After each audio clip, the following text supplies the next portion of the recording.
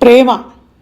ప్రేమ అనే రెండక్షరాల ఈ చిన్న పదం భిన్న విభిన్న మానవ సంబంధాల ప్రేమలతో కూడి ఎంతో పెద్ద విస్తృతార్థం కలిగిందే అయినా ఈనాటి సందర్భం వ్యాలంటైన్స్ డే కనుక ఈ రోజును కేవలం యువతీ యువకులకు సంబంధించిన లవ్ డేగా పరిగణించి లవర్స్ డే అంటున్నారు కనుక ఈరోజు ఈ షార్ట్లో నేను కూడా ప్రేమ అన్న ఈ పదాన్ని దానికే పరిమితం చేసి మాట్లాడతాను.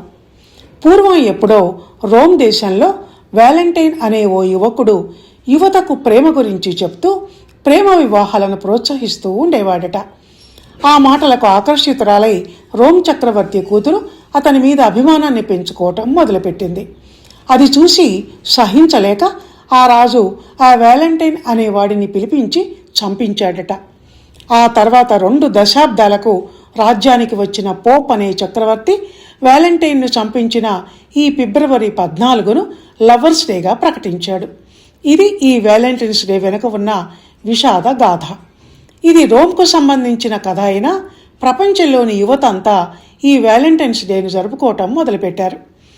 విదేశీ సంస్కృతి అనగానే దానికి అట్రాక్ట్ అయ్యే విపరీత లక్షణం మన భారతదేశంలోనూ ఉంది గనక ఈ రోజును గీతా సప్తాహంలా ప్రేమ సప్తాహం అంటే వ్యాలంటైన్స్ డే వీక్గా ప్రేమికులు జరుపుకుంటున్నారు.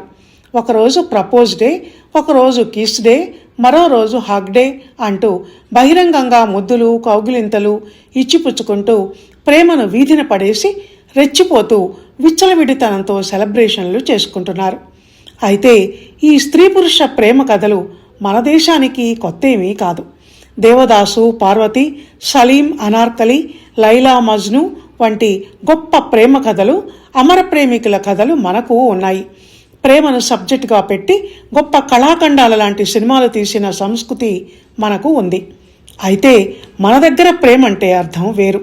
ప్రేమ అంటే జంటగా బైక్ల మీద పబ్బులు క్లబ్బులు తిరగటం కాదు. వీధుల్లో హ్యాపీ వ్యాలంటైన్స్ డే అని కేకలేస్తూ తాగి తందనాలు ఆడటం కాదు.